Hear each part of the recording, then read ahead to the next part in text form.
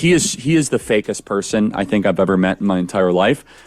So synthetic, and honestly, that's very dangerous, like incredibly dangerous. Like he's the type of person that could just like stare at you like, oh yeah, I voted for Trump, and just like pass a lie detector test. That is very, very dangerous. You know, just stone cold, just like no inhibitions whatsoever when it comes to deceit or lying or misleading. But again, Gavin wants to be president. So this is him trying to recover from, you know, the damage that he got after the podcast I had with him. Viewer discretion, friends, because tonight we're saying the quiet part out loud.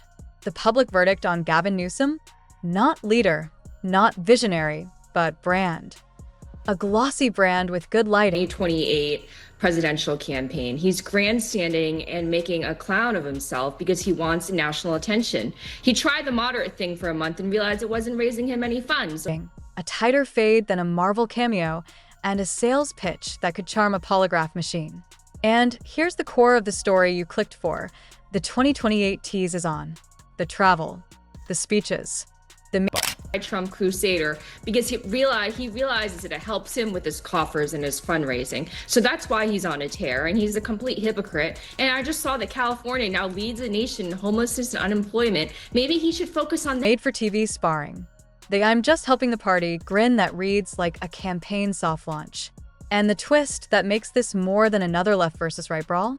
Two voices who almost never share a stage, progressive firebrand Lindi Li and conservative bruiser Charlie Kirk, end up roasting the same guy from opposite directions.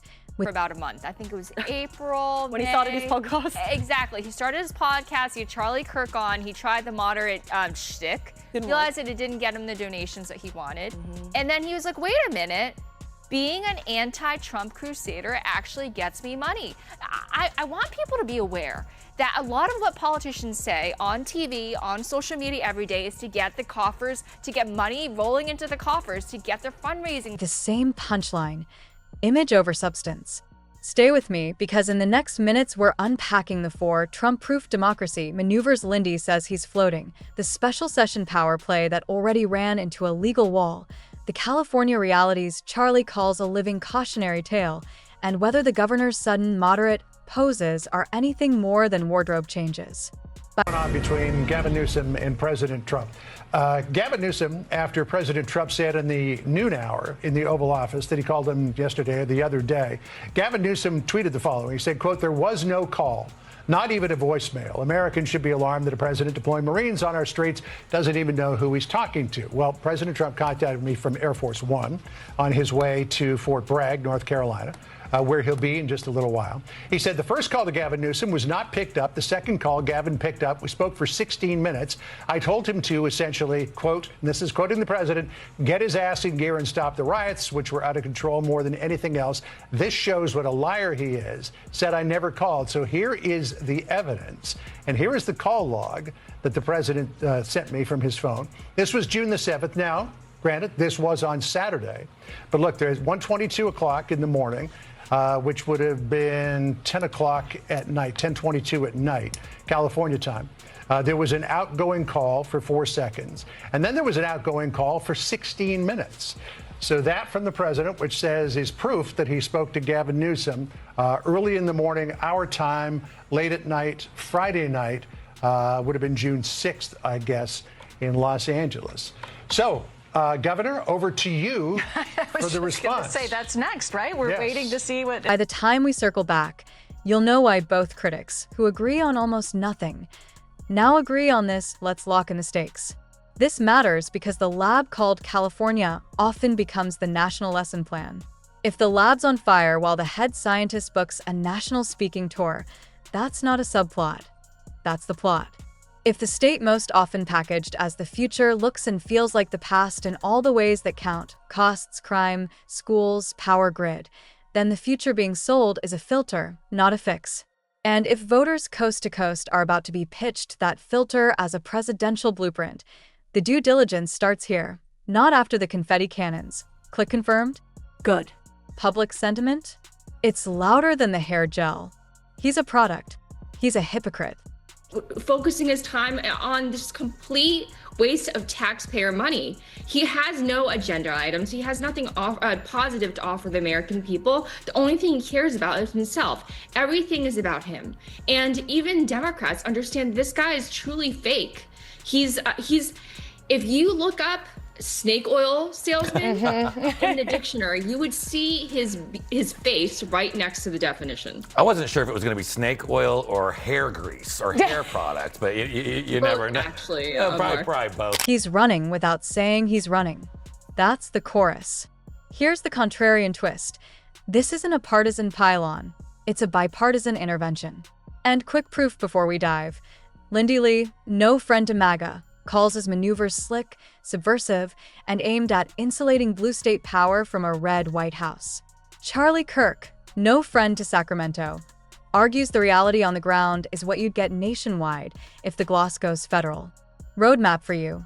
First, the show versus the substance. Second, the strongest hit, the rare left-right convergence on the 2028 shadow play.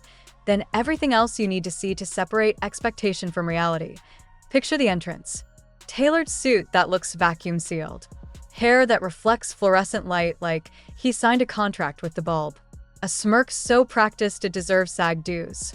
He doesn't walk into a room.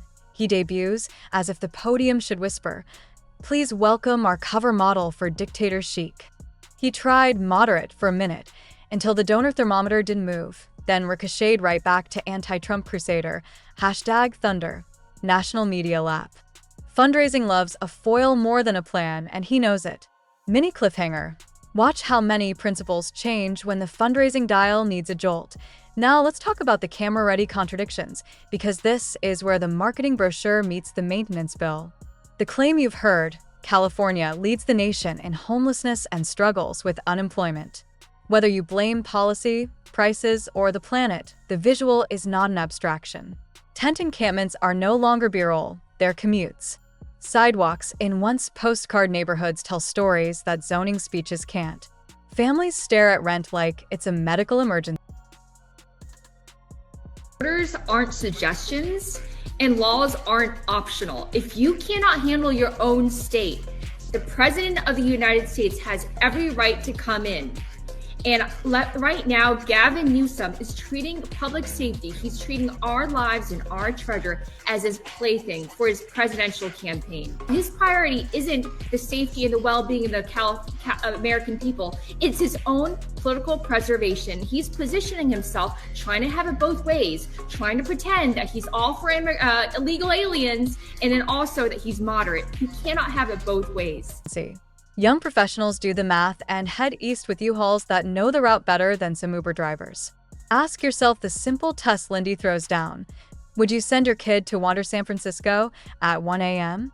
If the instinctive answer is no, what does that say about the governing reality beneath the couture rhetoric? Pattern interrupt.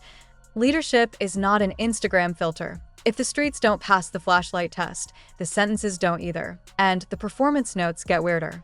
There's the MSNBC hand choreography. Strange, rehearsed a little too, let me sell you this pen, to be accidental. The lines land like he's auditioning for a prestige drama about politics, not practicing politics. Lindi's sarcasm hits because it's built on a recognizable picture. A governor posed. The things that we discussed in this episode and the previous one about San Francisco being the incubator of shitty ideas. Yes. Last episode we talked Literally about on the speaking with streets. American men. The Democrats' idea of catering to the white demographic. Now we have grading for equity coming from San Francisco as well. Do we really think that a city with drug addicts on every other street corner, that should be our bastion of reason? I don't think so. And With why Nancy do we have Pelosi people? at the helm? Sorry. No, I mean, just saying, like, Nancy Pelosi and her gang of woke DEI liberals should not be the cultural Can I say one thing authority. about that? You bring up Nancy Pelosi. What a brilliant point. posing as man of the people while dining like a royal and lecturing the masses about sacrifice. Meanwhile, the model state for the future is the kind of model that keeps losing limbs in the shipping box. Click forward a few frames and you see it. Equality on the teleprompter, scarcity at the checkout aisle, and a press conference cadence that sells popcorn, not policy. Second best point delivered. Now the strongest. The bipartisan roast that says more than any single statistic. Lindi's indictment starts with 4 machinations. Her word to Trump-proof the state. Translation: build procedural walls so a future Republican White House can't touch blue turf. She cites a special session of the legislature to rocket through measures that blunt federal reach on immigration enforcement, National Guard deployments, and more. Moves she notes ran headlong into court realities. Her larger charge is bigger than docket numbers. It's the impulse to preempt what voters might choose by structuring the game so their choice doesn't matter as much.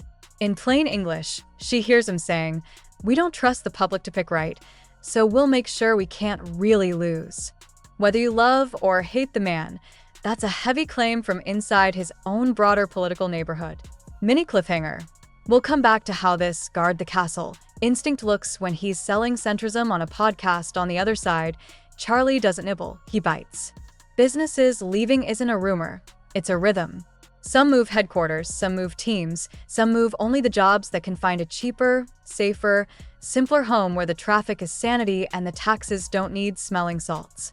He cracks that California has turned shoplifting into a side hustle with benefits, and those viral videos. Walk in, fill the bag, nod at the lens, walk out. Don't help the governors, we've got this stump speech.